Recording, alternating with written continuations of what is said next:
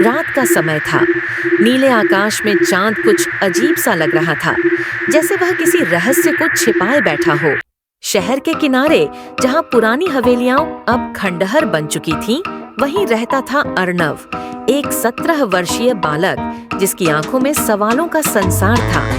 अर्णव को बचपन से ही समय और पुरानी वस्तुओं का शौक था। घड़ियों की टिक टिक उसे किसी जादू जैसी लगती। वह घंटों पुरानी घड़ियों के पुर्जों को खोलता और फिर उन्हें जोड़कर नए आकार देने की कोशिश करता। एक दिन उसे अपने दादाजी के पुराने ट्रंक में कुछ मिला, एक अजीब सी रेत घड़ी जो सुनहरी और नीली रेत से भरी थी। रेत नीचे गिरते हुए हल्की नीली चमक पैदा कर रही थी। अर्णव ने उसे उठाया। जैसे ही उसने रेत घड़ी को हाथ में लिया, कमरे की घड़ी की सुइयां रुक गईं। सारा कमरा ठहर गया। सिर्फ रेत घड़ी की रेत बह रही थी। अचानक हवा में एक मधुर पर रहस्यमय आवाज गूंजी। समय रक्षक जाग चुका है, अब यात्रा आरंभ होगी। अर्णव ने चौंक कर चारों ओर देखा।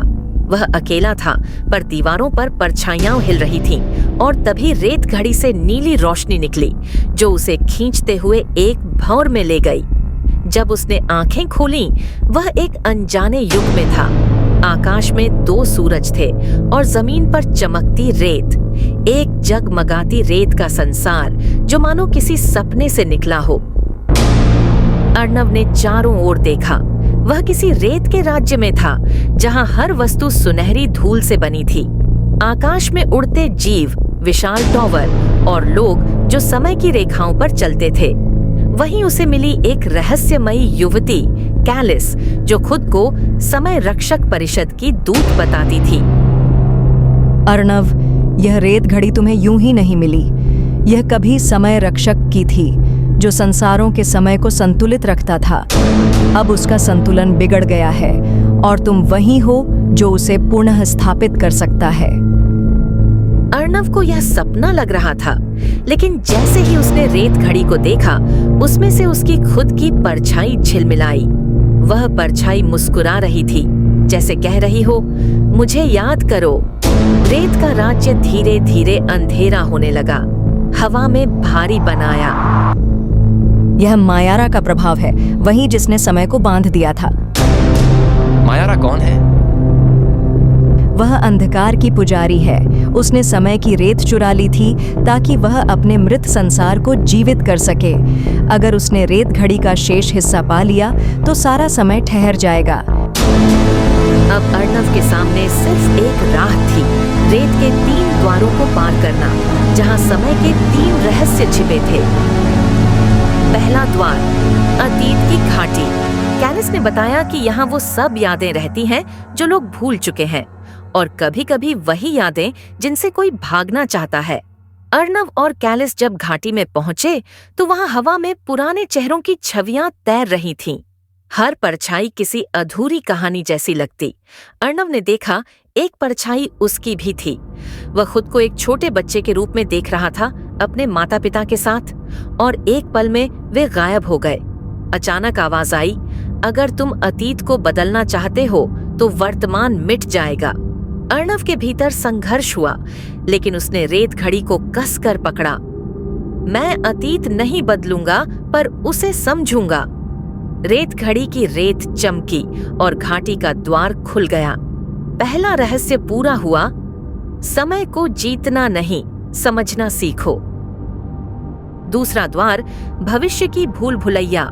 यहाँ हर मोड़ पर एक अलग भविष्य था। कहीं वह राजा था, कहीं भिखारी, कहीं योद्धा, कहीं अकेला वृद्ध। हर दरवाजे के पीछे एक विकल्प था और हर विकल्प के साथ एक परिणाम। मायारा की छाया हर जगह फैल चुकी थी। वह फुसफुसाती, अगर तुम मुझे रेत घड़ी दोगे तो मैं तुम्हारा सबसे अच्छा भविष्य दे दूंगी। अर्णव रुका नहीं। उसने कहा, अगर भविष्य किसी सौदे पर मिले तो वह मेरा नहीं हो सकता। रेत घड़ी से प्रकाश निकला और भूल भुलैया बिखर गई। दूसरा रहस्य प्रकट हुआ, भविष्य को पाने के लिए वर्तमान को सच्चा रखो। अब तीसरा और अंतिम द्वार था, समय का हृदय। वहां एक विशाल दर्पण खड़ा था, जो न सिर्फ चेहरा बल्कि आत्मा का प्रतिबिंब दिखाता था। अर्णव ने उसमें झांका तो उसने देखा वह स्वयं एक योद्धा था जिसने कभी यह रेत घड़ी बनाई थी। वह असली समय रक्षक था जो अपने ही जादू में खो गया था। मायारा वहां आ पहुंची।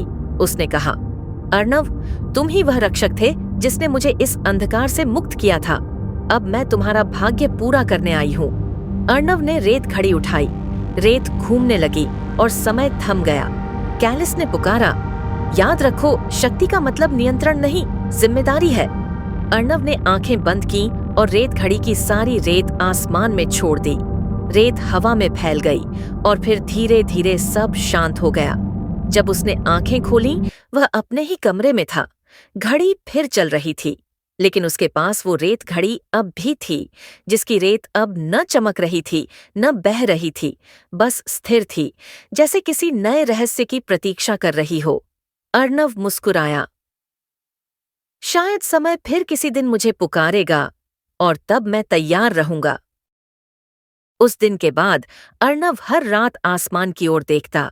कभी कभी उसे लगता चांद की रेत उड़ती है और कोई पुरानी आवाज कहती है, समय हमेशा चलता रहेगा, पर उसे समझने वाले कुछ ही होंगे।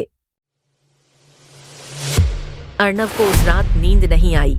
रेत घड़ी उसकी मेज पर रखी थी। अब वह न चमक रही थी न बह रही थी, पर जैसे ही चांदनी उस पर पड़ी, उसमें से एक हल्की रेखा निकली।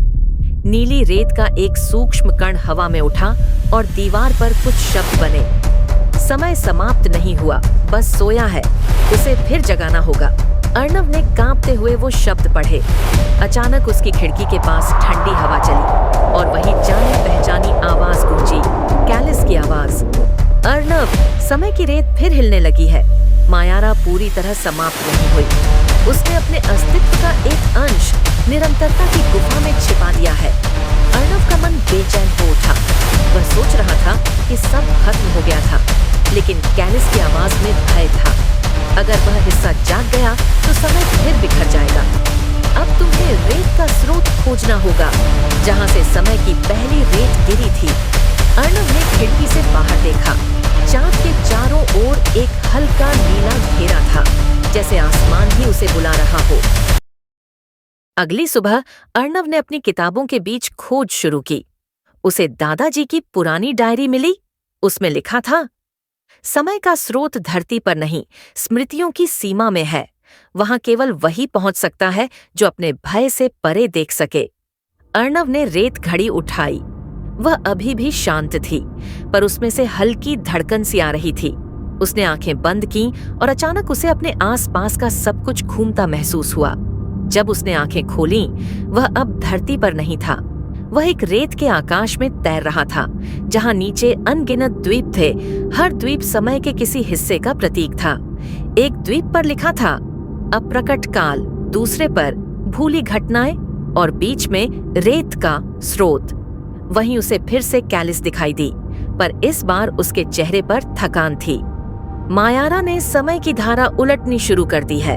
अगर वह सफल हुई तो तुम्हारा अस्तित्व मिट जाएगा, क्योंकि तुम उसी धारा का हिस्सा हो। तो हमें उसे रोकना होगा, लेकिन कैसे? स्रोत की रक्षा करने वाले 3 समय प्रहरी हैं। अगर वे तुम्हें स्वीकार कर लेंगे तो तुम रेत को फिर जीवित कर सकोगे।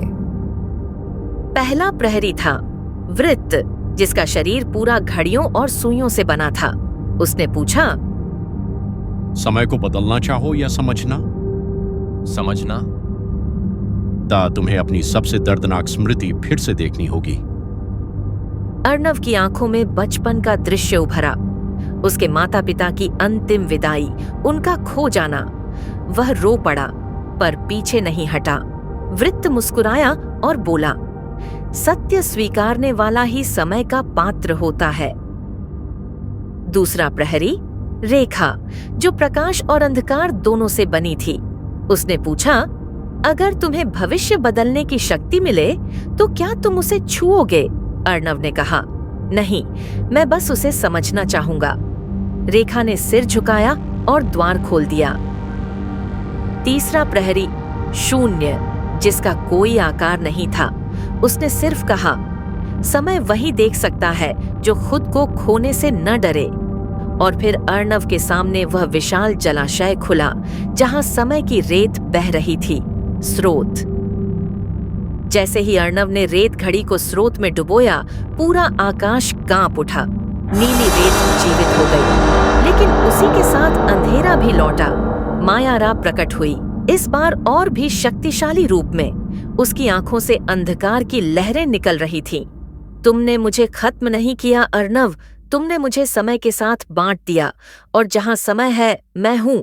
कैलिस ने तलवार निकाली, पर मायारा ने हंसते हुए कहा, तुम समय की दूत हो, पर तुम्हारा अस्तित्व भी उसी से बंधा है। अगर रेत रुकी तो तुम भी मिट जाओगी। अर्णव ने रेत घड़ी ऊपर उठाई। नीली रेत और काली रेत टकराई। समय की धाराएं उलझ गईं। उसने पुकारा, समय, मुझे अपना सत्य दिखाओ। और तभी सब रुक गया। हर दिशा में सिर्फ शून्य। धीरे धीरे प्रकाश लौटने लगा। अर्णव ने देखा, मायारा अब एक स्त्री नहीं, बल्कि रेत की धूल बन चुकी थी। उसके चेहरे पर एक शांत मुस्कान थी। धन्यवाद, अब मैं मुक्त हूँ। कैलिस ने अर्णव को देखा। तुमने समय को नष्ट नहीं किया, उसे नया जन्म दिया है। अब वह तुम्हारे भीतर है। रेत घड़ी उसकी हथेली में विलीन हो गई। अब उसकी कलाई पर एक हल्की चमक थी, मानो एक रेत घड़ी का निशान जो धड़क रहा था। अर्णव ने पूछा, अब क्या होगा? कैलिस मुस्कुराई, अब तुम स्वयं समय के दूत हो। जहाँ भी असंतुलन होगा, वहाँ रेत की हवा तुम्हें बुलाएगी। और अचानक सब धुंधला हो गया। जब अर्णव ने फिर आंखें खोलीं, वह फिर अपने कमरे में था, पर अब उसकी मेज पर कोई रेत घड़ी नहीं थी, सिर्फ एक रेत का कण जो हल्की नीली रोशनी में चमक रहा था। उसने धीरे से फुसफुसाया, समय चलता रहेगा और मैं उसके साथ।